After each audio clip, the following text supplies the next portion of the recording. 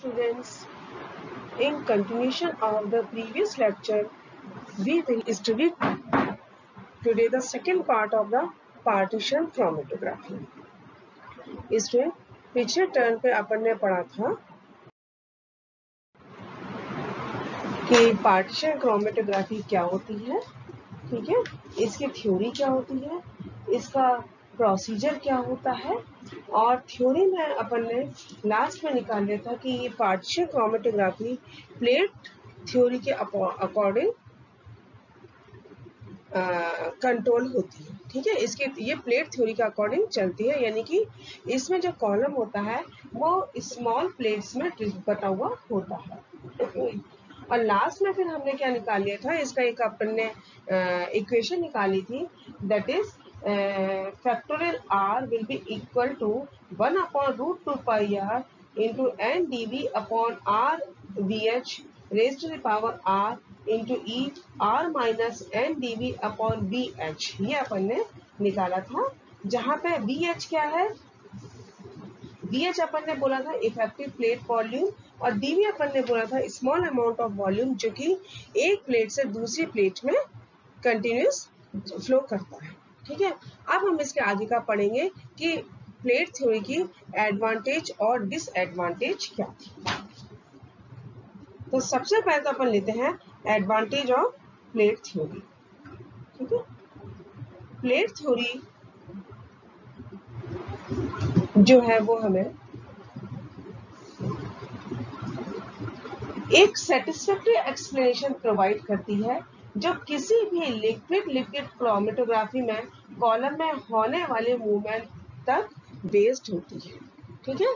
तो this first है the plate provides a satisfactory explanation for the rates of movements of bands upon a liquid chromatographic column. Second है यह theory chromatography column की length के according solute के distribution को show करती है, जो कि ग्रे काउंटर करंट एपरेटस में होने वाली लिक्विड एक्सट्रैक्शन सेपरेशन के सिमिलर होती है। So it shows that distribution of solutes along the length of chromatographic column is similar to the distribution observed in the gray counter current apparatus, ठीक है। तो ये तो हमारी दो एडवांटेज थी जो कि लिक्विड क्रोमेटोग्राफिक कॉलम की जो मूवमेंट है उसमें सेटिस्फैक्टरी एक्सप्लेनेशन हमें प्रोवाइड करती है, और इसका जो डिस्ट्रीब्यूशन ऑफ सॉल्यूट है वो कि ग्रे काउंटर करंट एपरेटस में जो डिस्ट्रीब्यूशन शो होता है उसके अकॉर्डिंग होता है, ठीक है। अब इसके साथ साथ कुछ इसकी लिमिटेशन भी है। इस थ्योरी के अकॉर्डिंग जो सैंपल की पार्टिकल साइज यदि कम हो जाए तो उसके साथ साथ HETP यानी height equivalent to theoretical plate, इसकी वैल्यू भी डिक्रीज होती है। इसलिए कॉलम में जो थ्योरेटिकल प्लेट्स होती है उसका नंबर इंक्रीज हो जाता है, ठीक है। यदि पार्टिकल साइज कम होगी तो इसलिए क्या होगा, पार्टिकल साइज कम होगी तो HETP भी कम होगी, और इसके कारण जो थ्योरेटिकल प्लेट्स हैं वो ज्यादा हो जाएंगी। तो वहां पे हमारी जो इक्वेशन थी उसमें नंबर ऑफ थ्योरेटिकल प्लेट है वो चेंज हो जाएगी और हमारा सारा ऑब्जर्वेशन चेंज हो जाएगा, ठीक है। तो a reduction in particle size of the solid support also cause a reduction in HETP height equivalent to theoretical plate, and this result in an increase in the number of theoretical plates in the column, ठीक है। अब ये जो plates होती हैं ये क्या है, इमेजिनरी होती है, ठीक है। प्रत्येक कंडीशन में यह प्लेट किसी कॉलम में पैक हो ये हम अनुमान नहीं लगा सकते, ठीक है, क्योंकि इमेजिनरी है हमारा। हम जो भी हम इसमें जो भी हम अनुमान लगाते हैं वो सही हो जाता है, लेकिन कभी कभी ऐसा पैकिंग हमारा मतलब एक्यूरेट नहीं हो पाता।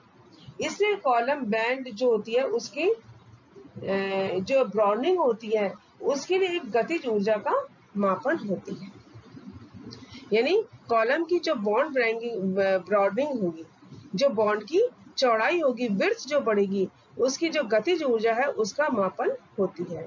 तो अपन क्या कह सकते हैं, a reduction in particle size of the solid support also cause a reduction in HETP, and this result in an increase in the number of theoretical plates in the column.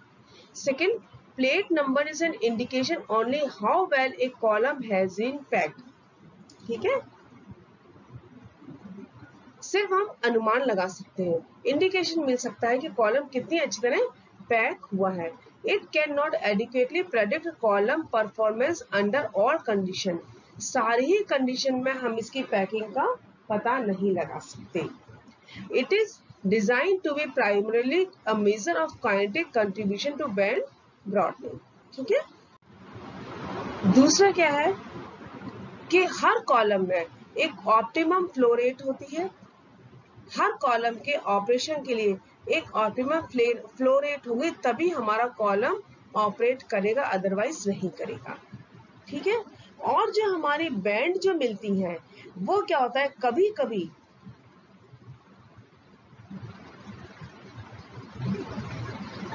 Diffusion के कारण भी चौड़ी हो जाती है. ठीक है, diffusion के कारण भी चौड़ी हो जाती है. अब हम इस पे आते हैं कॉलम एफिशिएंसी. कॉलम की एफिशिएंसी हम इसमें कैसे करते हैं.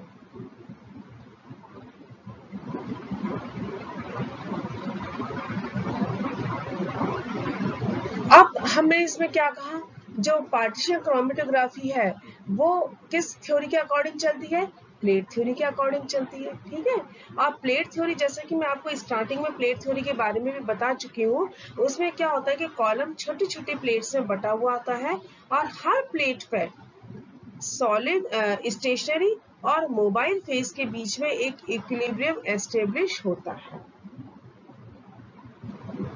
ठीक है, तो हम क्या कह सकते हैं, अकॉर्डिंग टू प्लेट थ्योरी हर थ्योरेटिकल प्लेट पर एक पार्टीशन इक्विलिब्रियम एस्टेब्लिश होता है. और जो पार्टीशन इक्विलिब्रियम एस्टेब्लिश होता है, इक्विलिब्रियम, उसकी पॉसिबिलिटी दो प्रकार से हो सकती है. ठीक है, तो हम क्या करें, according to plate theory partition equilibrium is established within each plate during the flow of the mobile phase. Mobile phase एक प्लेट से दूसरी प्लेट पे जाएगा, तो उस प्लेट पे भी क्या होगा, सॉलिड फेज और मोबाइल फेज में इक्विलिब्रियम एस्टेब्लिश हो जाएगा. फिर सेकेंड पे से जो स्टेशनरी फेज है वो तो ऐसा रह जाएगा सेकेंड प्लेट पे, और जो सेकेंड प्लेट का मोबाइल फेज है वो किस में जाएगा, थर्ड प्लेट पे जाएगा. फिर थर्ड प्लेट पे क्या होगा, इन दोनों के बीच में एक इक्विलिब्रियम एस्टेब्लिश होगा. फिर फोर्थ प्लेट में सो ऑन होता जाएगा. तो ये जो इक्विलिब्रियम जो हमारा इक्विलिब्रियम एस्टेब्लिश होता है उसकी पॉसिबिलिटी दो प्रकार से हो सकती है, या आप कह सकते हैं कि जो इक्विलिब्रियम स्टेबलाइज्ड होगा वो क्या होगा, दो चीजों पर, दो कंडीशन पर डिपेंड करता है. फर्स्ट है आपका पार्टिकल का साइज. ठीक है, तो सॉलिड सपोर्ट और सैंपल का जो पार्टिकल साइज होता है वो क्या होता है, यदि स्मॉल होगा, स्मॉल पार्टिकल साइज सेपरेशन के लिए बेटर और स्पेसिफिक सरफेस एरिया प्रोवाइड करता है.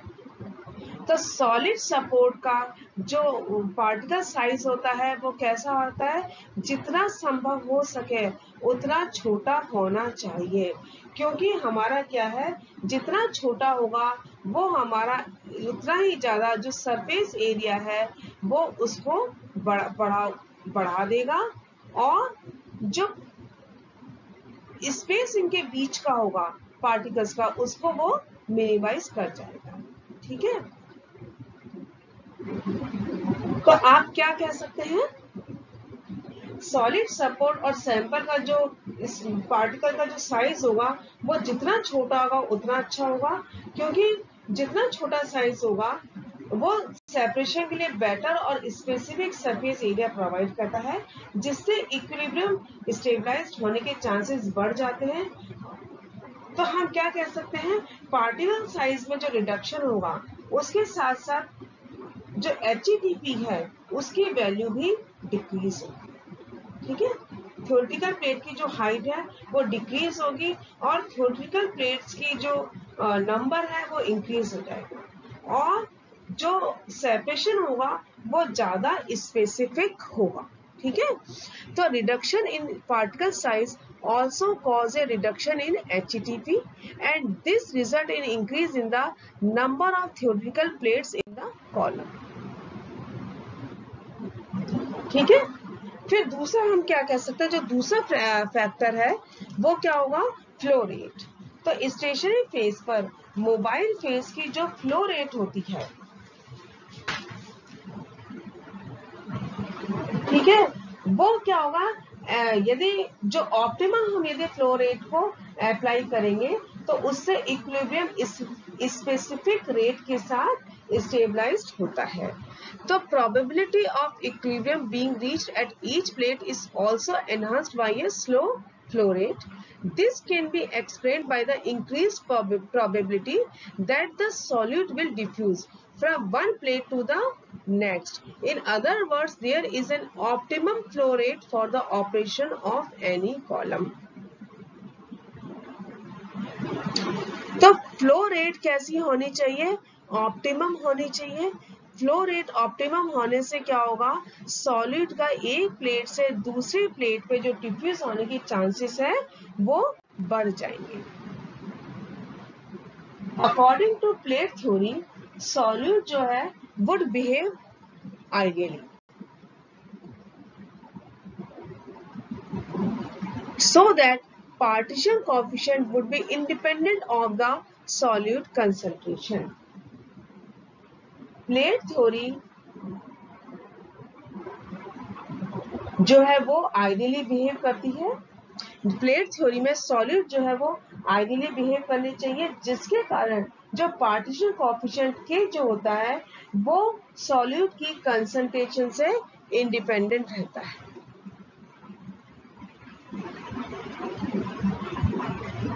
जो कि पीक के, जिसके कारण क्या होगा, जो पीक हमारी मिलती है उसकी जो ब्रॉडनिंग होगी उसमें हमें इंक्रीज दिखाई देगा। ठीक है, जो पीक की जो ब्रॉडनिंग है वो और ज्यादा हो जाएगी, विड्थ बढ़ जाएगी। ठीक है, the partition coefficient of one solute will be altered by the presence of another solute and this will result in the distorted bands। ठीक है, यदि हम क्या कह सकते हैं, यदि वो आइडियली बिहेव नहीं करेगा सॉल्यूट, ठीक है, सॉल्यूट बिहेव आइडियली करेगा तब तक क्या होगा कि जो उसका जो पार्टीशन कोएफिशिएंट है वो सॉल्यूट की कंसंट्रेशन से इंडिपेंडेंट रहेगा। यदि सॉल्यूट आइडियली बिहेव नहीं करेगा तो जो एक सॉल्यूट का पार्टीशन कोएफिशिएंट है वो दूसरे सॉल्यूट के पार्टीशन कोएफिशिएंट से इंटरैक्ट करेगा, जिसके कारण की जो हमारी बैंड है वो डिस्टॉर्टेड हमें मिलेगी। और यदि आइडियली बिहेव करेगा तो हमारी जो बैंड है वो आइडियली मिलेगी और उसकी जो विड्थ है वो इंक्रीज हो जाएगी।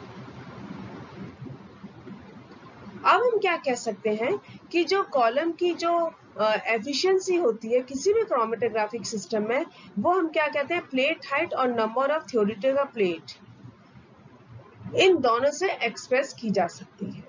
ठीक है, तो जो प्लेट नंबर है वो हम क्या कहते हैं, इफेक्टिव नंबर प्लेट, जिसको हम किससे रिफ्लेक्ट कर रहे हैं, किससे रिप्रेजेंट कर रहे हैं, एन इफेक्टिव से। ठीक है, number of theoretical plate, this reflects the number of times the solution partition between the two phase during its passes through the column। तो इफेक्टिव प्लेट नंबर क्या होगा कि सॉल्यूट पूरे कॉलम में जितने फेज से गुजरेगा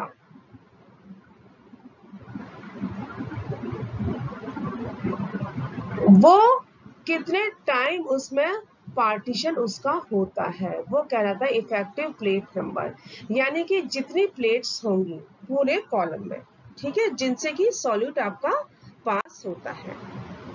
तो this N effective will be equal to L upon H, ठीक है, where L is equal to the length of column. तो plate height will be equal to L upon N effective. This L upon N effective is equal to HETP, जिसको हम शुरू से पढ़ रहे हैं, हाइट इक्वलेंट टू थ्योरेटिकल. ठीक है, अब ये तो हमारा हो गया.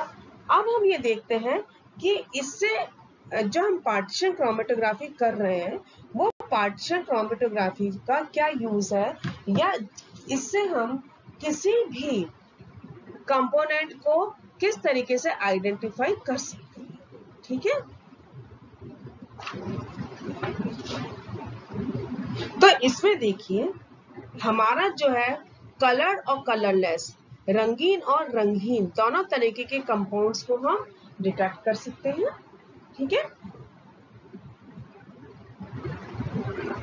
इसमें जो हमारे कलर्ड कंपाउंड हैं वो तो हम क्या करते हैं, विजुअल डायरेक्ट या विजुअल डिटेक्शन से आइडेंटिफाई कर सकते हैं, दिख जाएंगे हमको, है ना. लेकिन यदि कलरलेस है हमारे कंपाउंड तो फिर हमको क्या करना पड़ता है, अल्ट्रावायलेट लैंप का यूज करना पड़ता है. ठीक है,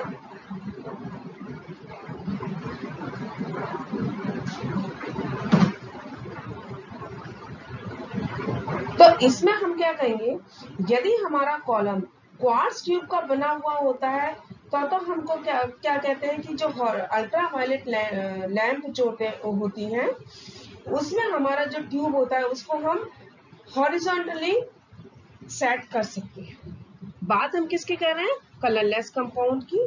यदि हमारा कंपाउंड कलरलेस है, कलर्ड है तो हमें कोई दिक्कत ही नहीं है, अपन डायरेक्ट उससे कर लेते हैं. यदि कलरलेस है तो हम क्या करते हैं, अल्ट्रावायलेट लैंप के थ्रू इसको डिटेक्ट करते हैं. यदि हमारा जो कॉलम है क्वार्ट्ज ट्यूब का बना हुआ है तो हम क्या करते हैं, जो अल्ट्रावायलेट लैंप होती है उसके हॉरिजॉन्टली हम क्या करते हैं, ट्यूब को सेट करते हैं. लेकिन यदि हमारा ट्यूब ग्लास कॉलम हमारा ग्लास का बना हुआ होता है तो हम क्या करते हैं, इस कॉलम को पहले बाहर निकाल लेते हैं अल्ट्रावायलेट लैंप में एक्सपोज करने से पहले. ठीक है, ये देखिए ये हमारा इसका डायग्राम है. ठीक है, ये हमारा क्या है, स्पेक्ट्रोमीटर है, ये हमारा यूवी लैंप है. ठीक है, और ये हमारा क्या है, एक्सट्रूडेड कॉलम है कलरलेस कंपाउंड के लिए. कब, जबकि हमारा कॉलम किसका बना हुआ होगा, ग्लास का बना हुआ होगा. ठीक है, तो हमने इसको क्या करा, थोड़ा सा बाहर निकाल लिया. अब हम क्या कहते हैं कि जो कलरलेस कंपाउंड होते हैं, एक तो पहले हमने उसको यूवी से हम डिटेक्ट करते हैं, दूसरा हम उनको क्या करते हैं कि जो सूटेबल रिएजेंट्स होते हैं उनके साथ इनकॉर्पोरेट करके उनके जो कलर बैंड है उनको हम प्रोड्यूस करते हैं. कलरलेस कंपाउंड को किसी भी सूटेबल रिएजेंट के साथ इनकॉर्पोरेट करके उसकी जो बैंड है उनको प्रोड्यूस करते हैं.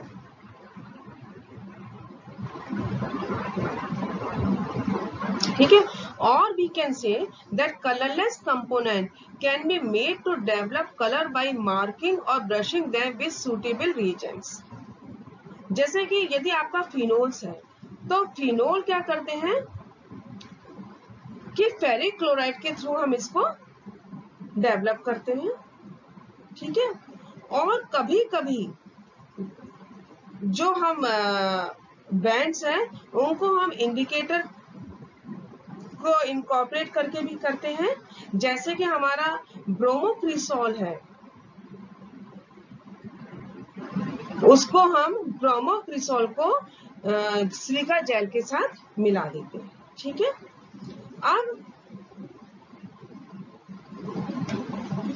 अब हम क्या कह सकते हैं कि जो क्रोमेटोग्राफ है वो क्या है, कभी कभी विस्कोसिटी, डेंसिटी और रिफ्रैक्टिव इंडेक्स पे भी चेंज हो जाता है, या उसके थ्रू भी हम डिटेक्ट कर सकते हैं. ठीक है,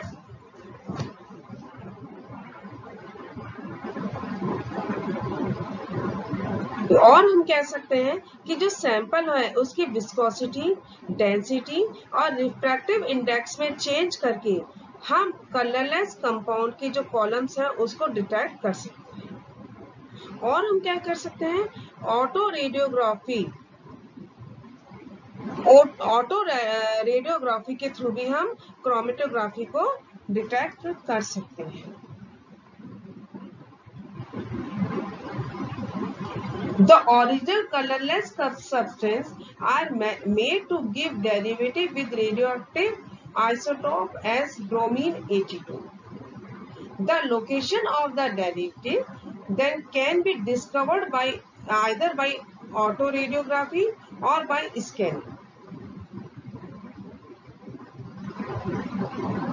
In scanning, Ziegler-Muller counter or an ionization chamber may be used to scan the radioactivity along the length and width of chromatogram.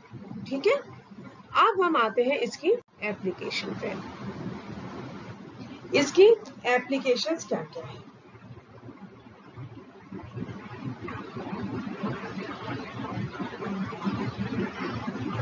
तो देखिए, सबसे पहले तो हमारी क्या एप्लीकेशन है।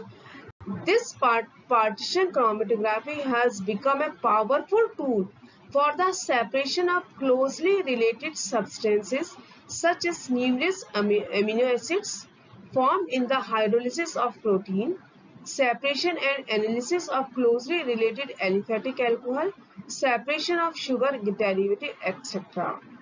मतलब जो हमारे क्लोजली बहुत क्लोज रिलेटेड जो सब्सटेंसेस हैं, जैसे कि हमारे जब प्रोटीन का जब हाइड्रोलिसिस करते हैं तो हमारे बहुत सारे एमिनो एसिड्स मिलते हैं, या एलिफेटिक अल्कोहल का जब हम एनालिसिस करते हैं, ठीक है, या फिर हम जब शुगर डेरिवेटिव का सेपरेशन करते हैं, तो उसके लिए हमारा पार्टीशन क्रोमेटोग्राफी बहुत ही पावरफुल टूल है।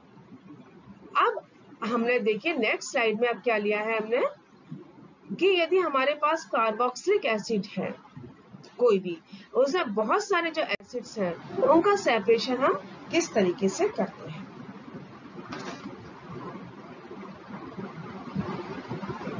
ये हमारे पास एक कार्बोक्सिलिक एसिड है, ठीक है, इसका हमने सेपरेशन किया है। तो इस सेपरेशन में हमने क्या करा है कि सिलिका जेल को तो हमने सपोर्ट किया है, किसके साथ, सपोर्टिंग मीडियम तो हमने क्या लिया है, सिलिका जेल, और स्टेशनरी फेस को हमने उसके साथ सिलिका जेल को हमने 0.5 H2SO4 के साथ सपोर्ट करके क्या बनाया है, स्टेशनरी फेस बनाया है। ठीक है, तो सपोर्टिंग हमारे मटेरियल क्या है, 0.5 M सल्फ्यूरिक एसिड। किसको सपोर्ट कर रहा है, सिलिका जेल के ऊपर सपोर्टिंग एजेंट डाला है, और वो हमारा स्टेशनरी फेज के रूप में काम कर रहा है। और इल्यूशन के लिए हमने लिया है ब्यूटेनॉल और क्लोरोफॉर्म का मिक्सचर। ठीक है, ब्यूटेनॉल और क्लोरोफॉर्म का मिक्सचर लिया है, जिसमें कि हमारी जो ब्यूटेनॉल की परसेंटेज है वो हमारी किससे 50% 15 से 50% तक हम चेंज करते हैं। हमने क्या लिया है, मिक्सचर किस किस का लिया है इल्यूशन के लिए, ब्यूटेनॉल एंड क्लोरोफॉर्म का, जिसमें कि हम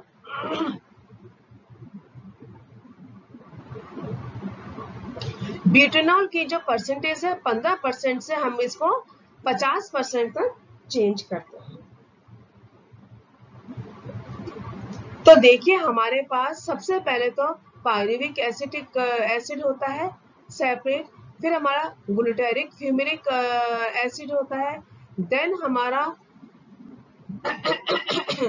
लैक्टिक और सक्सिनिक एसिड होता है, देन हमारा मैलिक एसिड होता है, फिर साइट्रिक एसिड होता है, फिर आइसोसाइट्रिक होता है, और सबसे लास्ट में हमारा टार्ट्रिक एसिड होता है। जबकि हम ब्यूटेनॉल की परसेंटेज को 50% हम बढ़ा देते हैं तो हमारा क्या होता है, टार्ट्रिक एसिड सेपरेट होता है।